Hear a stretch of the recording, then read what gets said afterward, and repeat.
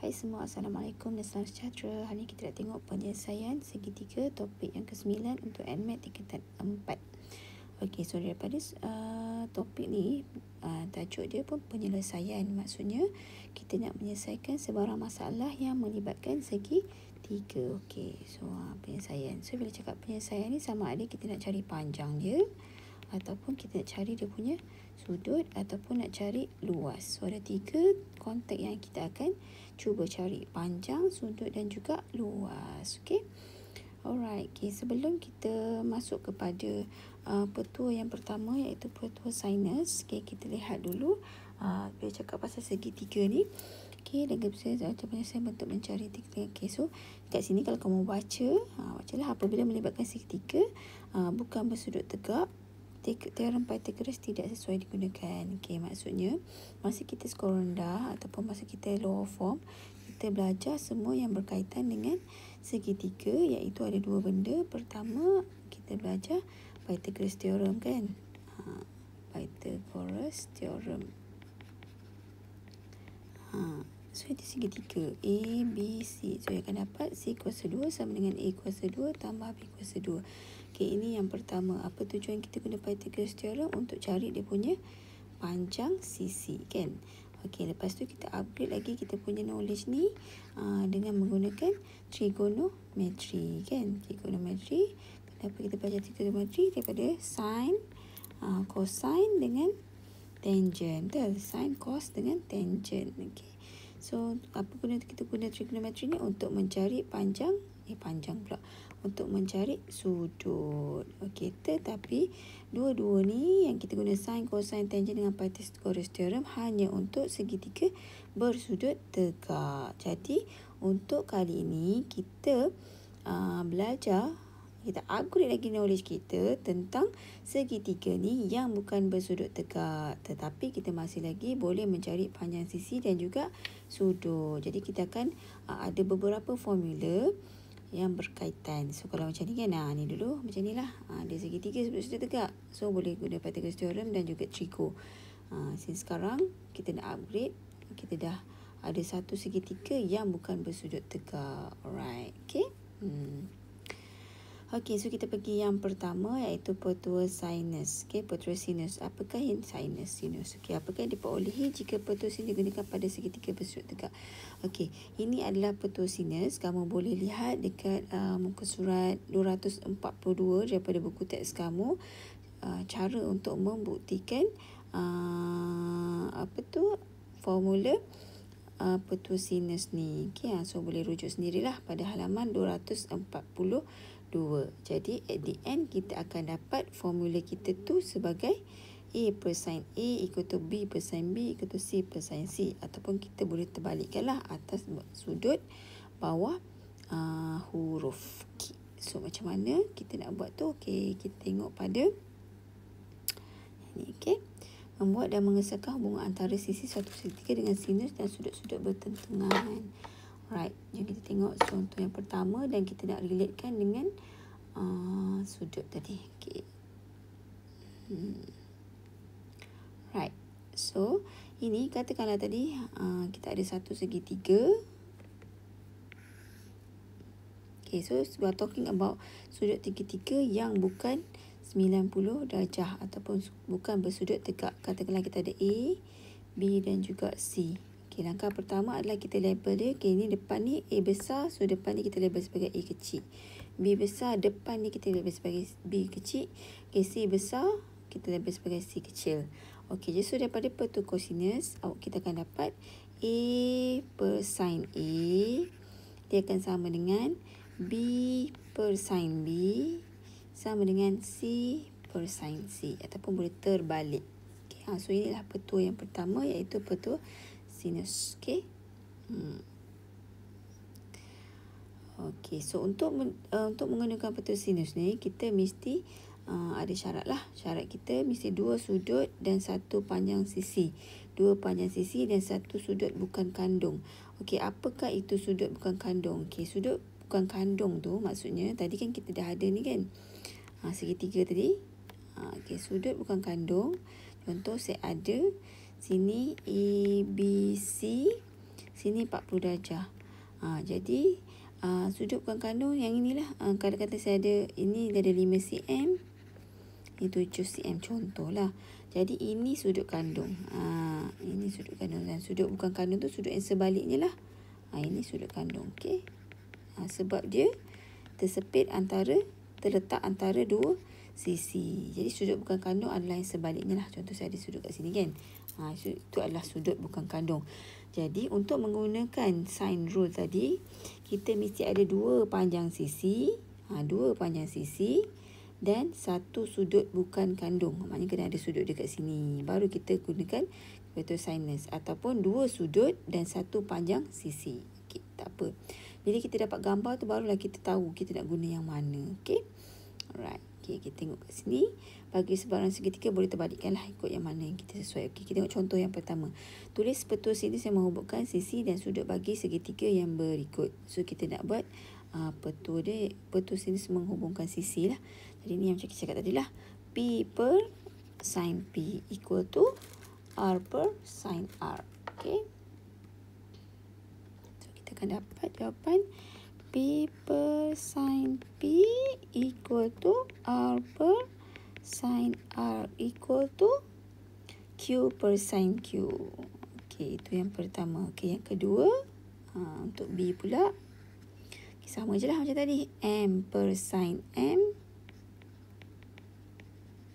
equal to L per sin L equal to K per sin K. Okey. Okay, ini kalau dalam melibatkan unknown lah. Okay, sekarang dah ada number. Jadi kita boleh label dulu. Kalau you rasa confused, you boleh label dulu lah. Nanti kalau dah lama, you dah expert, you tak payah label, you dah nampak dah. Okay, so P per sin P. So P sekarang, yang kita ada nilai sekarang 6 kan. So kita ambil yang 6 lah sebab dah ada nilai. Jadi 6, okay, ni depan dia yang tu.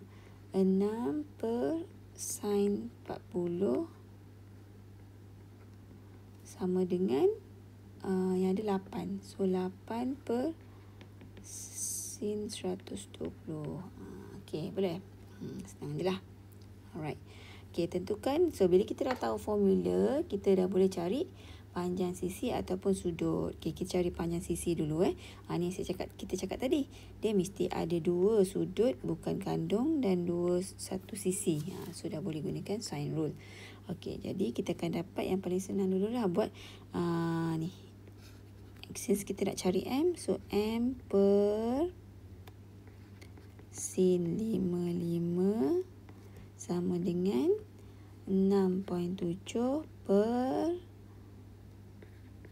sin 78. Okey. So, ni bawa pergi sana. So, you akan dapat M sama dengan 6.7 per sin 78 darab dengan sin 55. So, M dapat. Okay, make sure kita tekan kalkulator. You akan dapat jawapan. Berikan jawapan dalam 4 angka bererti. So, ini jawapan kita. M dapat 5.611. Kalau dulu kita guna sin soh catua kan. Sin, cosine, tangent tu. Tapi ni dah bukan 90 darjah. Kita dah boleh gunakan formula sine rule. Okey, soalan yang kedua. Kita nak cari sudut pula lah. Tadi kita cari panjang. Sekarang kita cari sudut. Okey. Tadi you ada M per sin M. Sebab kan saya cakap tadi boleh terbalik kan. So sebab ini kita nak cari sudut. Jadi kita letak sudut tu ke atas lah. Okey, sin M kejap sin kejap sin sin M per, okey, depan dia apa? 8 kan?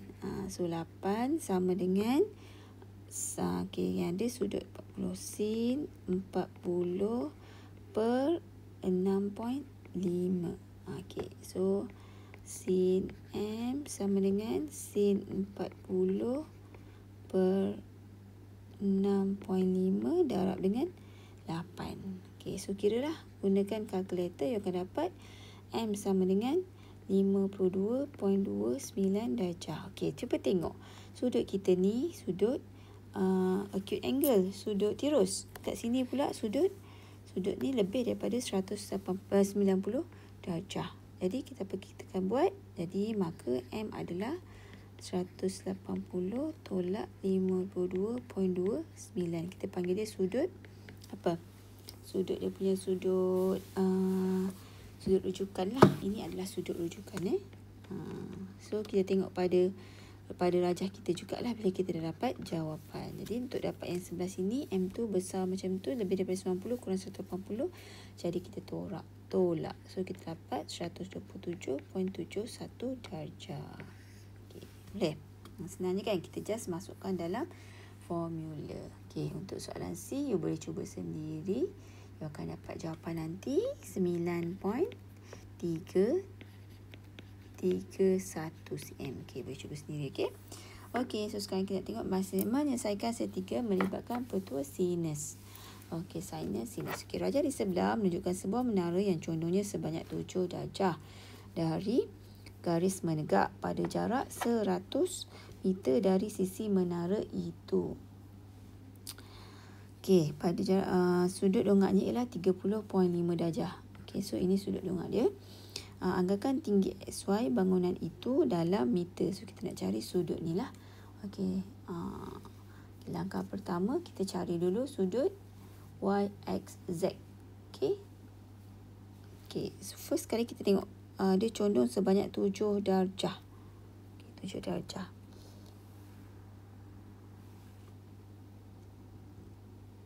Okay, ni 7 darjah. Jadi apa kita nak buat? Kita akan dapat sudut Y, X, Z. Kita cari yang ni dulu. Y, X, Z sama dengan 180 tolak 30.5 tolak. Okey. Dia kan, sebab sini kan 7 darjah kan. Jadi kita kan tolak 90 tolak 7. Gitu. Okey, 90 tolak 7. Boleh? Okey, yang ni 7. Okey, 7. So dia akan dapat Y, X, Z ni ialah 66.5 darjah. Okey, jadi dia akan dapat XY per sin 30.5 darjah sama dengan okey, kini kita dapat XY ni 3. Kita nak cari XY, so sini per sinilah sama dengan. Okay, so kita ada 100 per sin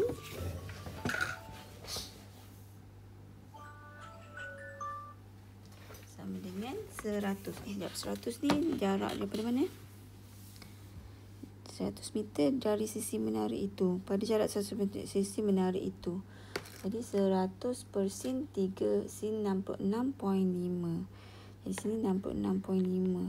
Jadi 100 kat sini Okey, so dapat 100 per sin 66.5. Boleh? Boleh kan? So XY dapat 100 per sin 66.5 darab sin 30.5 darjah. Okey. So dia akan dapat XY. Okey, kira berapa? Tekan kalkulator je. 55.34 meter. Pastikan jawapan 4 angka bererti baru diterima. Okey. Alright. Okay, next. Soalan yang keempat.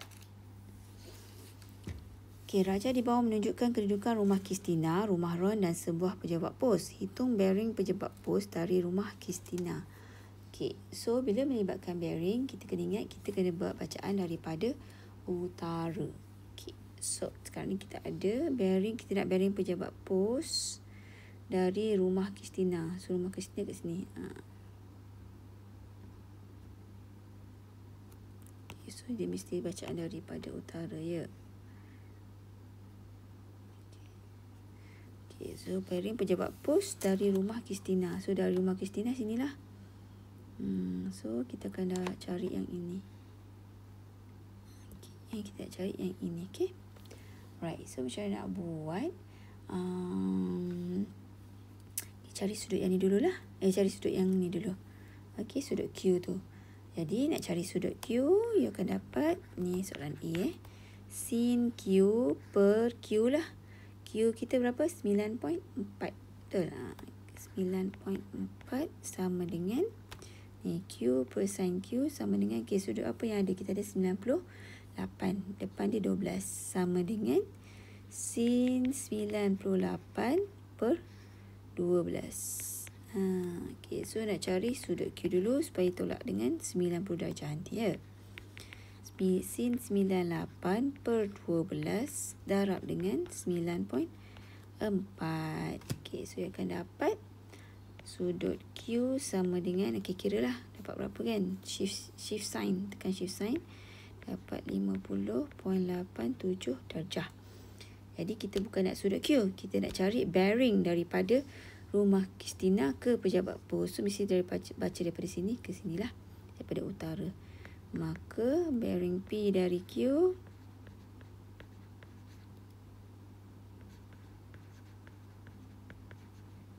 sama dengan 90 tolak 50.87.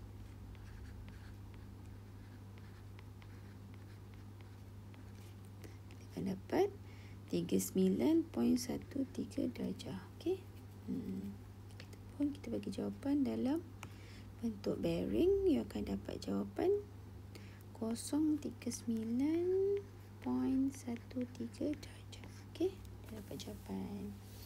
Okey, yang kedua, bearing pejabat pos dari rumah Ron. Okey, bearing pejabat pos dari rumah Ron. Ni untuk B. Pejabat pos dari rumah Ron. Jadi kita ambil garisan pejabat pos ke rumah Ron, tetapi kita nak daripada utara, so pusing ke sana. Okey, jadi bulat pula. So itu kita punya bearing. Jadi kita kena cari sudut R lah. Nanti kita tambahkan dengan 270 tambah dengan sudut R. Okey. Okey, sudut R you akan dapat, tadi kita dah dapat 039.13.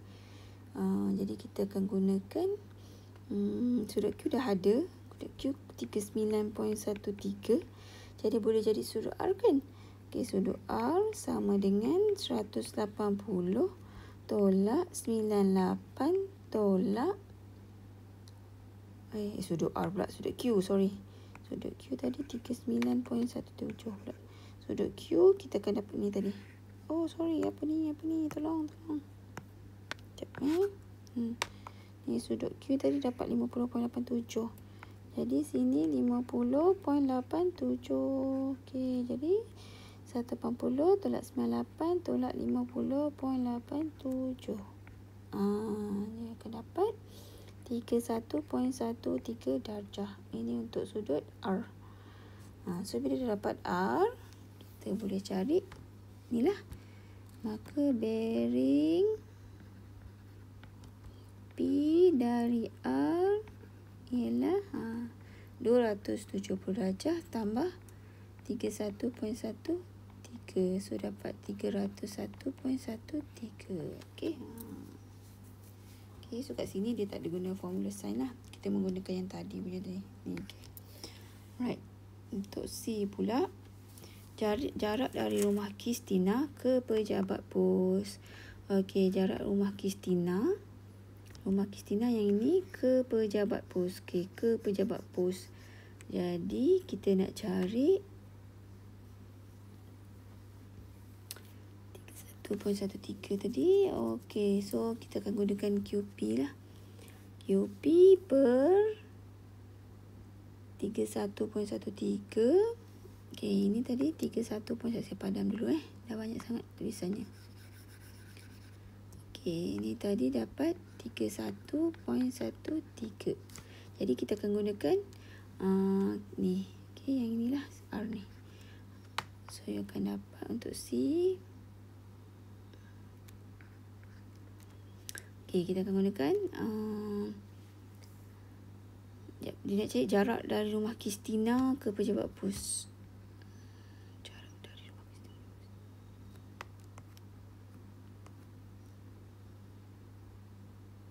So cari inilah R lah kan maksudnya. Okey. So R persen R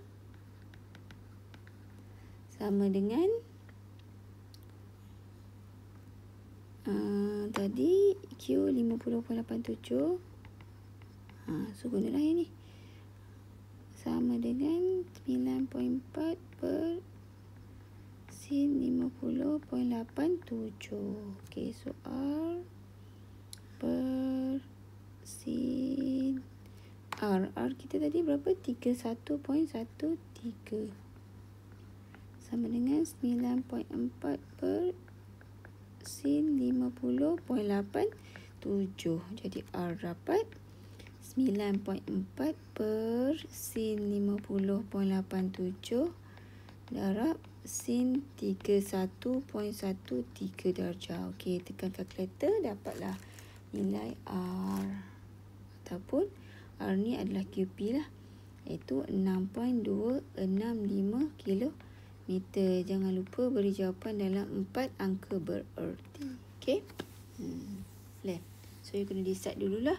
Dari mana ke mana tu kita kena tahu. Bearing mesti ambil perkataan dari. Okey. So, kita nak cari jarak R tadi. Okay, panjang QP. Dapatlah R tu 6.265 kilometer. Okey, so itu untuk sine rule. Okey, itu je lah. Okey, so sekejap lagi kita akan masuk pada cos rule, cosine rule. Okey. Ataupun petua cos. Okey, bye-bye.